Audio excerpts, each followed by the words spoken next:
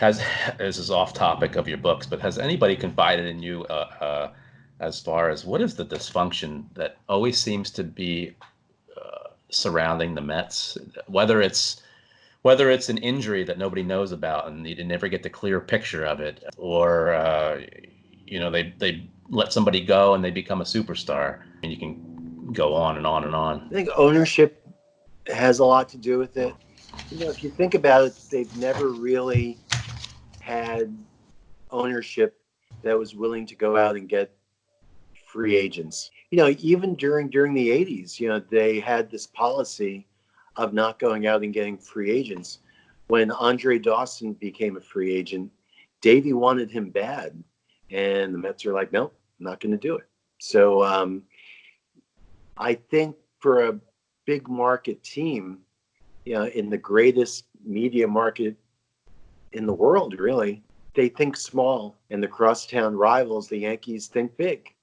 Like, they realize that if you spend the money, you'll get it back in spades. And I think that's where it starts. But I also think that for whatever reason, they're penny wise and pound foolish. They don't put the money into development like they should anymore. Conditioning, they don't put the money into it. It just amazes me because I think they have such a wonderful opportunity. The one thing that they did right was the new ballpark.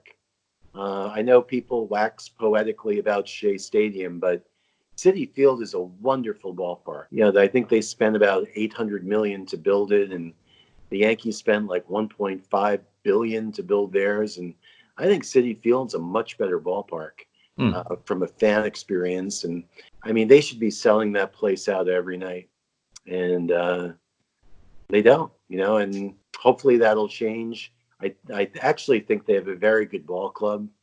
They just have to stay healthy. And again, that goes back to conditioning. So hopefully they'll stay healthy whenever the season resumes or begins. And I think their pitching's awfully good. And I think they've got a pretty formidable lineup and a decent defense. I think they can compete.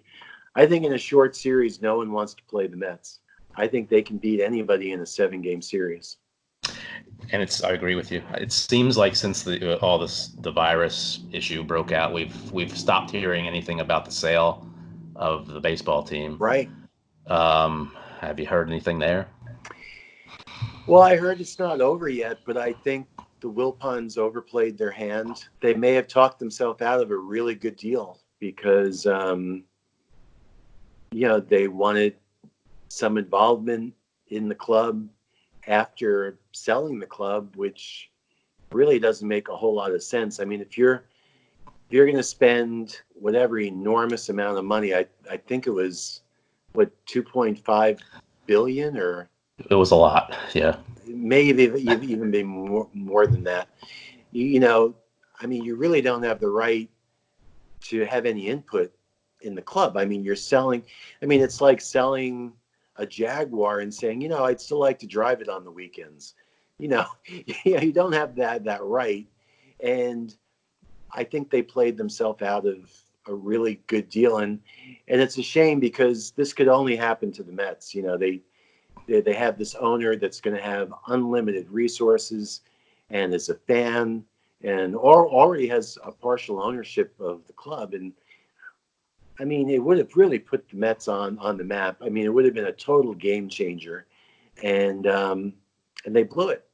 And it's a shame. Maybe the Wilpons think that they finally have a chance to win a world championship again. And you look at this team, and you really can't argue with that. So maybe that had something to do with it. It's the only thing I can think of. Well, we'll see, and hopefully we see soon.